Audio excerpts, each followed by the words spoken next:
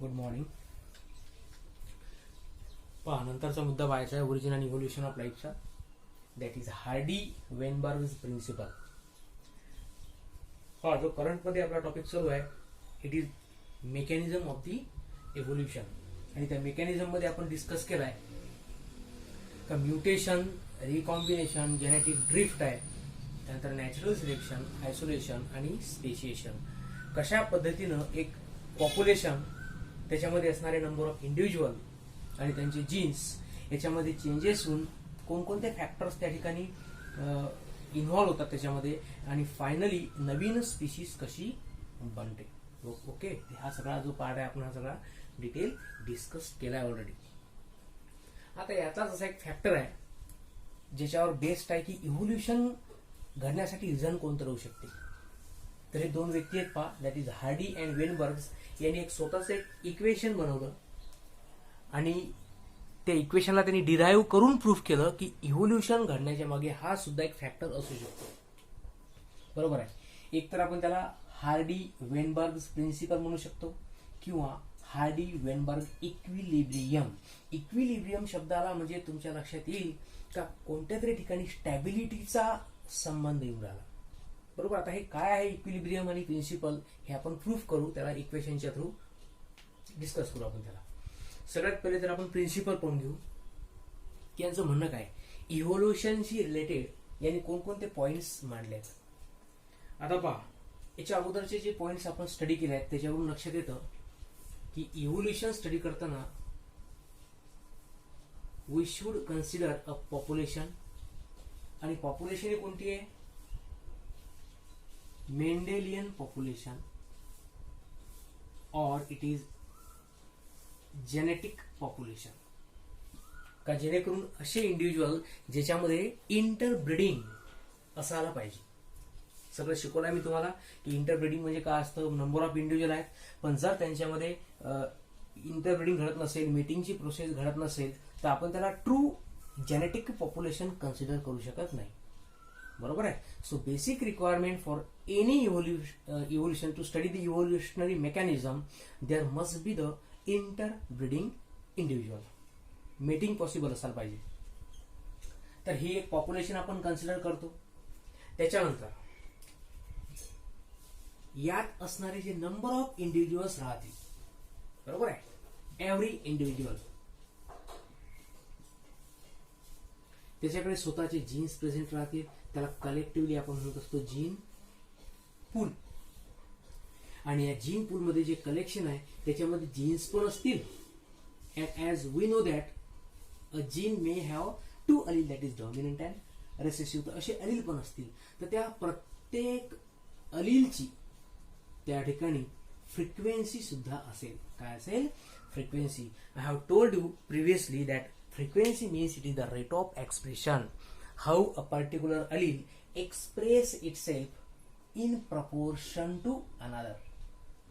जर dominant रेसेसिव्हचं example घेतलं आपण, तर हा डॉमिनंट स्वतःला कशा पद्धतीने एक्सप्रेस करतो, रेसेसिव्ह स्वतःला कशा पद्धतीने एक्सप्रेस करतो, याचा एक्सप्रेशनचा रेट कसा आहे, रेसेसिव्हचा कसा आहे, this in total known to be allele frequency. आणि यावरूनच आपल्याला हे प्रिन्सिपल स्टडी करायचं आहे, दॅट इज हार्डी वेनबर्ग. आता पाहून घ्या त्या प्रिन्सिपलचं म्हणणं काय. Both gene in bracket allele. आता इथं मुद्दा क्लिअर करा. जीन फ्रिक्वेन्सी स्टडी करून राहिले त्यालाच आपण अलील फ्रिक्वेन्सी सुद्धा म्हणून राहिलो. ठीक आहे. यात कन्फ्युजन होण्याची काही गरज नाही आहे, कारण जीन आणि अलील याच्यामध्ये काय बेसिक डिफरन्स असतो. Allele are the alternative forms of the gene, ज्यांची लोकेशन होमोलॉगस क्रोमोझोम मध्ये सेम असतं. म्हणजे जर आपल्याला एक जीन कन्सिडर करायचं आहे तर त्या जीनचे दोन अलील अशा पद्धतीने आपण रिप्रेझेंट करतो. इथं जो असेल इट इज डॉमिनंट अलील आणि इथं जो असेल तो रेसेसिव्ह असेल. तर म्हणून म्हटलं त्यांनी की gene or allele frequency and genotypic frequency. Individual मध्ये अलील किंवा जीन रिप्रेझेंट करताना आपण असा रिप्रेझेंट करतो. समजा मला कॅपिटल टी रिप्रेझेंट करायचं आहे तर आपण ब्रॅकेटमध्ये मांडतो. स्मॉल टी रिप्रेझेंट करायचं आहे अशा पद्धतीने आपण रिप्रेझेंट करू.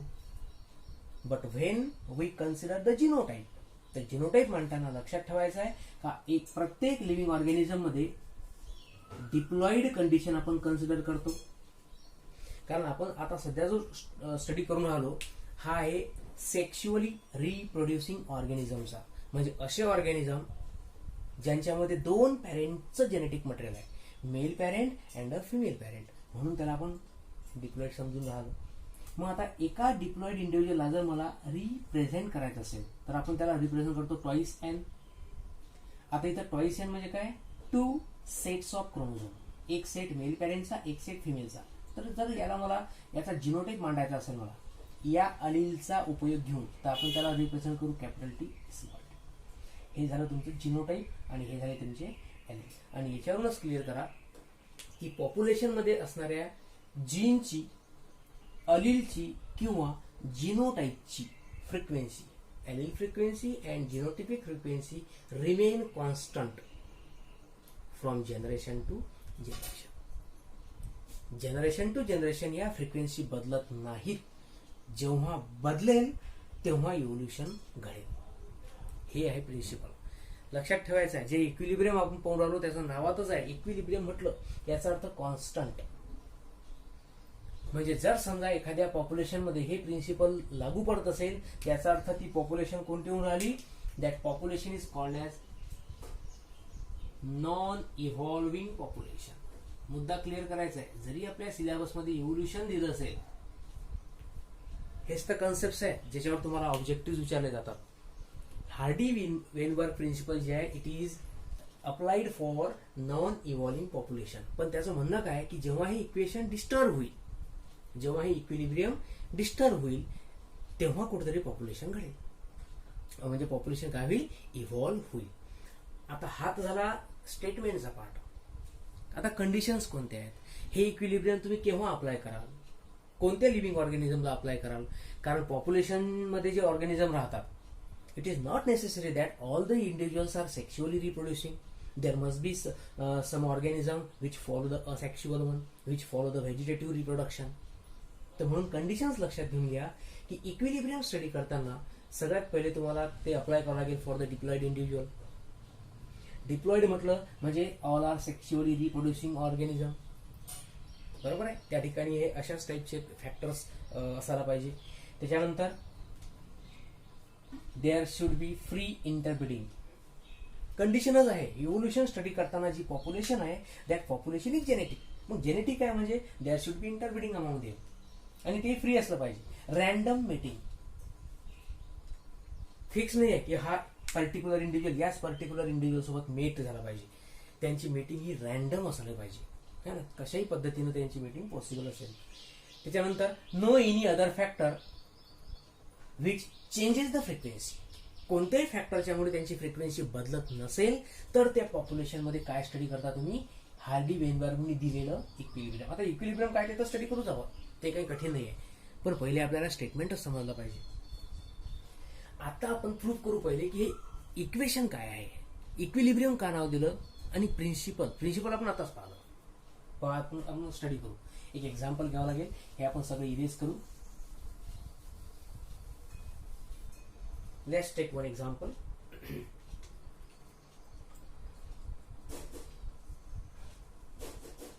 Suppose there is a population with 5 individuals.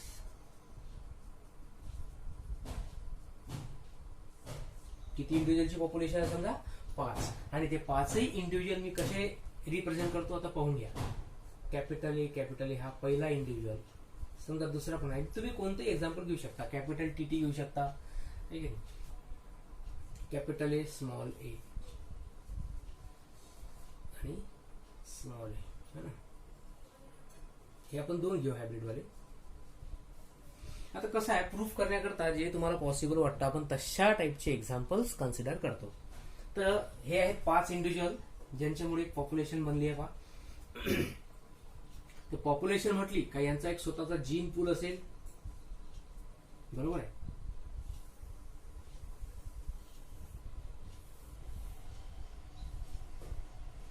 Collection all sum total of all genes, बरोबर आहे ना. किंवा स्क्वेअर मध्ये घेऊ शकता.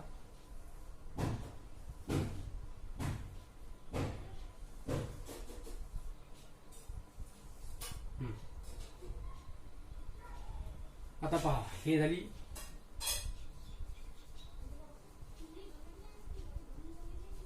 पॉप्युलेशन. आता इथे मला रिप्रेझेंट करायचं आहे gene pool. No, gene pool it is the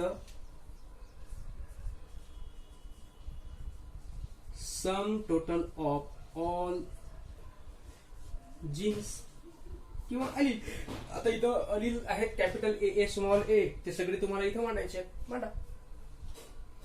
capital A capital A capital A capital A capital A small A capital A small, किंवा इथंच मांडा म्हणजे लक्षात येईल तुमच्या पटकन. Capital A small A small A small A. So these all are the sum total of all genes in that population. बरोबर आहे. Total individuals are 5 and total genes among them are 12. है ना. 1 2 3 4 5 6 7 8 9 10. Not 12, they are 10. साहजिक आहे, प्रत्येक इंडिव्हिज्युअलला डिप्लॉइडने represent करतो. So 5 individuals, so number of genes will be 10. Very easy. आता याच्या समोर आपल्याला पाहायचं आहे की बा अलील फ्रिक्वेन्सी म्हणजे काय.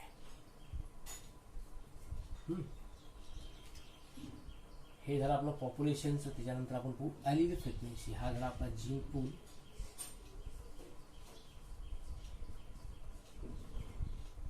आता पाहायची आपल्याला अलील फ्रिक्वेन्सी. कशी काय अलील फ्रिक्वेन्सी कॅल्क्युलेट कराल. किती अलील आहे. 10 आहेत. 10 पैकी आपण त्याला जर डिवाइड केलं तर दोनच टाईपचे अलील दिसतात तुम्हाला. एक आहे डॉमिनंट अलील आणि दुसरा आहे रेसिसिव्ह. तसंही अलीलचे मेनली दोनच टाईप राहतात. एक तर डॉमिनंट, बरोबर आहे, जो स्वतःला F1 आणि F2 दोघांमध्ये एक्सप्रेस करतो, आणि एक रेसिसिव्ह असेल which may or may not be F1 मध्ये एक्सप्रेस होणार नाही, which can not express in the F1 but may appear in the F2.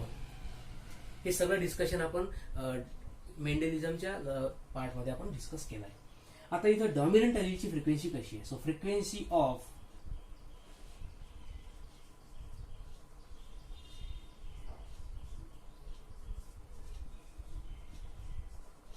Dominant allele. Dominant allele कोणता आहे. Capital A. So capital A आणि त्याची frequency is equals to how many dominant A are there. 1 2 3 4 5 6. So 6 and total number of alleles are 10. So 6 by 10 is equals to 0.6. है ना. ही झाली frequency dominant अलीलची. अशीच आपण frequency calculate करू शकतो. Frequency of what. Recessive allele. Recessive allele कोणता आहे. Small. So is equal to 1 1 2 3 4 4 by 10, so 0.4. In this way we can calculate the frequency of each allele. एक डॉमिनंट आहे, दुसरा रेसिसिव्ह आहे. टोटल अलील पैकी त्या अलीलची संख्या किती आहे. 10 अलील पैकी 6 डॉमिनंट आहेत, तर 6 by 10. 10 पैकी 6 ही त्याची फ्रिक्वेन्सी आहे. रेसिसिव्ह अलील 4 आहेत, तर 10 पैकी 4 ही त्याची फ्रिक्वेन्सी झाली. सो 0.4. आपल्याला काय सांगितलं प्रिन्सिपल मध्ये का अलील फ्रिक्वेन्सी इट इज कॉन्स्टंट. मग आता ती कॉन्स्टंट कशी आहे ती पहा. नंबर ऑफ अलील जे आहेत ते टोटल 10 आहेत, त्याचे टाईप 2 आहेत. मग दोघांची जर टोटल केली आपण, टोटल फ्रिक्वेन्सी काढायची आहे ना. So capital A plus small A. I mean मला त्याची फ्रिक्वेन्सी काढायची आहे. Capital A F plus small A F. किंवा आपण याच्यासाठी सिम्बॉल पण घेऊ शकता. समजा ही जी 0.6 फ्रिक्वेन्सी आहे. Suppose frequency of capital A याला एफ न मांडता मी डायरेक्ट नाव देतो. It is represented as P. आणि frequency of small A it is represented as Q. A ची डॉमिनंट ए ची फ्रिक्वेन्सी पी कन्सिडर करा. रेसेसिव्ह ए ची फ्रिक्वेन्सी क्यू कन्सिडर करा. बरोबर आहे. मग मला जर दोन्ही फ्रिक्वेन्सीचं कॅल्क्युलेशन करायचं असेल तर पी प्लस क्यू. डॉमिनंटची frequency plus recessive is equals to किती आहे. 0.6 plus 0.4 is equals to, and of course it is 1. म्हणजे P plus Q is equal to 1. हे झालं आपलं इक्वेशन नंबर 1. बरोबर आहे. म्हणजे according to principle allele frequency constant आहे म्हणजे काय, इथं 1 हा जो रिप्रेझेंट इथं एक न्यूमरिकल आलाय, हा सांगतोय की दोनही ॲलिलची फ्रिक्वेन्सी ही एक आहे म्हणजे कॉन्स्टंट आहे, आणि ही जनरेशन टू जनरेशन अशीच राहणार केव्हापर्यंत, जोपर्यंत याला दुसरा कोणता फॅक्टर डिस्टर्ब करत नाही. कोणता फॅक्टर म्हणजे काय, त्याच्यामध्ये काही चेंजेस घडले, काही एन्व्हायरमेंटल रिझन असतील, है की आयसोलेशनच घडलं, कोणते जे आपण मेकॅनिझम्स पाहिले, जीन रिकॉम्बिनेशन आहे, म्युटेशन्स आहेत, यापैकी कोणताही एखादा फॅक्टर जर त्या ठिकाणी आला, घडला त्या पॉप्युलेशनमध्ये, तर ही फ्रिक्वेन्सी डिस्टर्ब होईल. कळून राहिलं का. ही जर समजा 0.6 आहे, ही यापेक्षा कमी जास्त झाली, किंवा ही स्मॉल एची 0.4 आहे, ही कमी जास्त झाली, तर याचा अर्थ ह्या फ्रिक्वेन्सी 1 येणार नाही. एक नाही आहे म्हणजे ते कॉन्स्टंट नाही आहे, कॉन्स्टंट नाही आहे म्हणजे चेंज आहे म्हणजे इव्होल्युशन आहे. हेच तर प्रिन्सिपल आहे. चला आता याच्यानंतर आपल्याला काय समजून घ्यायचं आहे का, फ्रिक्वेन्सी ऑफ जिनोटाइप. हा झाला आपला दुसरा मुद्दा. नाव जिनोटिपिक फ्रिक्वेन्सी.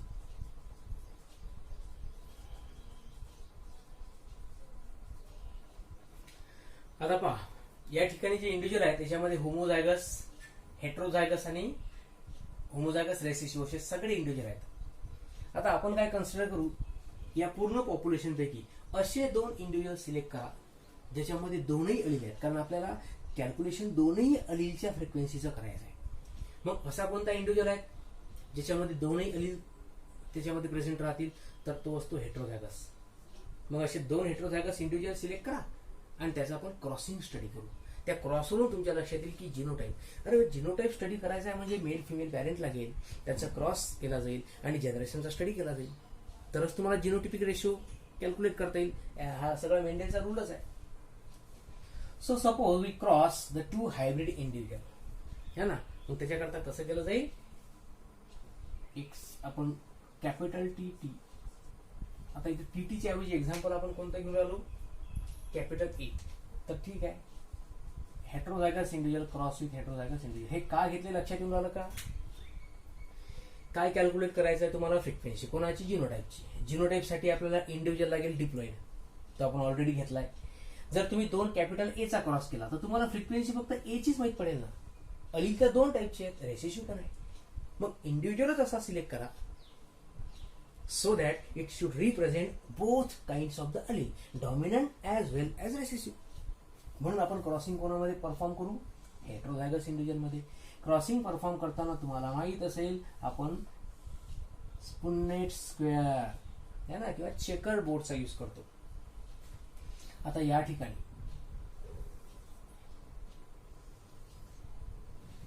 हा झाला आपला चेकर बोर्ड.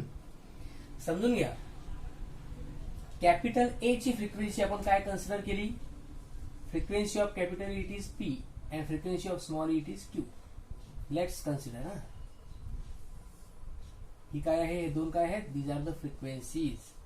अर्थात आपण त्याला कॅल्क्युलेट केलाय किती राहू शकतं तर, पण हे त्याचे सिम्बॉल्स आहेत. आता परत याच्यापैकी एक मेल असेल, एक फिमेल इंडिव्हिज्युअल असेल ना, capital A small A, capital A small A, इथं पण काय येईल, कॅपिटल ए स्मॉल ए.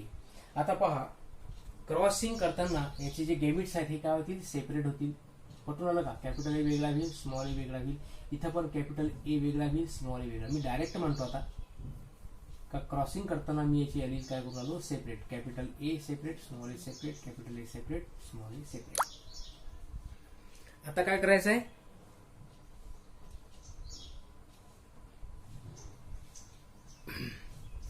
आता याच्या फ्रिक्वेन्सीज, कॅपिटल एची फ्रिक्वेन्सी पी, स्मॉल एची फ्रिक्वेन्सी क्यू. पी क्यू हा ए आहे कॅपिटल, हा थोडस लक्षात घ्या, तो चार्ट थोडा मोठा काढायला पाहिजे होता आपण. हा आता याचा क्रॉसिंग करा, capital A A, capital A small A, capital A small A, small A small A. हा झाला क्रॉस. आता याची फ्रिक्वेन्सी कॅपिटल ए दोघांची फ्रिक्वेन्सी किती, पी पी, पी पी ला पी पी स्क्वेअर मांडत चालेल. कॅपिटल ए स्मॉल ए म्हणजे पी क्यू, इथं पण पी क्यू तर पी पीच म्हणू आपण, पी पी पी क्यू आणि इथं क्यू क्यू. लक्षात आलं. P multiplied by P that is P square, Q multiplied by Q that is Q square. आता मला जर याचं कॅल्क्युलेशन करायचं असेल इन टोटल तर काय कॅल्क्युलेट कसं कराल तुम्ही? Capital A plus twice capital A plus small A है ना. आता याची फ्रिक्वेन्सी कॅपिटल ए ची फ्रिक्वेन्सी काय आहे? P square plus twice capital A small A ची P Q, so twice P Q plus small A ची frequency Q square. It is equals to also 1. P square plus twice P Q plus Q square equal to 1. लक्षात ठेवायचं आहे तुम्हाला mathematics मध्ये सुद्धा असा एक फॉर्म्युला आहे ए प्लस बी स्क्वेअर. याचा जर आपण एक्सपान्शन केलं ते सुद्धा तुम्हाला कसं मिळेल? It is A square plus twice A B plus B square है ना. हे एक्सप्रेशन तसंच आहे पण आपण त्याला डिराईव्ह त्या पद्धतीनं केलेलं नाही आहे. कारण इथं जो हार्डी वेनबर्ग आहे यांनी स्वतःचे व्ह्यूज मांडले आहेत, बायोलॉजिकल व्ह्यूज, आणि त्याच्यामध्ये त्यांनी प्रूव्ह केलं का सगळ्यात पहिले एल ची फ्रिक्वेन्सी कॅल्क्युलेट करा, पी ची कॅल्क्युलेट करा, नंतर क्यू ची करा, इंडिव्हिज्युअल अलीलची रिप्रेझेंट केल्यानंतर जिनोटाइपची फ्रिक्वेन्सी करा. बरोबर आहे. तर अशा पद्धतीनं आपण कॅल्क्युलेशन करू शकतो पहा. आता याच्यावरून लक्षात काय येतं? अलीलची फ्रिक्वेन्सी कन्सिडर करा. इक्वेशन नंबर हे काय आपल्याला कंबाईन करायचे आहे. अलीलची फ्रिक्वेन्सी म्हणा किंवा जिनोटाइपची फ्रिक्वेन्सी जनरेशन टू जनरेशन काय राहील? 1 म्हणजे काय राहील? Constant until it is disturbed by any environmental factors. आणि जेव्हाही हे याला इक्विलिब्रियम का म्हटलंय? कारण दोन्ही ठिकाणी फ्रिक्वेन्सी कशी निघाली आहे? कॉन्स्टंट. जेव्हाही काही कारणास्तव डिस्टर्ब होईल, चेंज होईल, तेव्हा असं म्हटलं जाते की त्या पॉप्युलेशनमध्ये जीन पूलवर इफेक्ट झाला, त्याची फ्रिक्वेन्सी बदलत आहे, जीन पूल बदलत आहे आणि यामुळे त्या पॉप्युलेशनमध्ये चेंजेस घडतात, व्हेरिएशन येतात and it lead to cause a evolution. Okay, so this is all about the Hardy-Weinberg principle.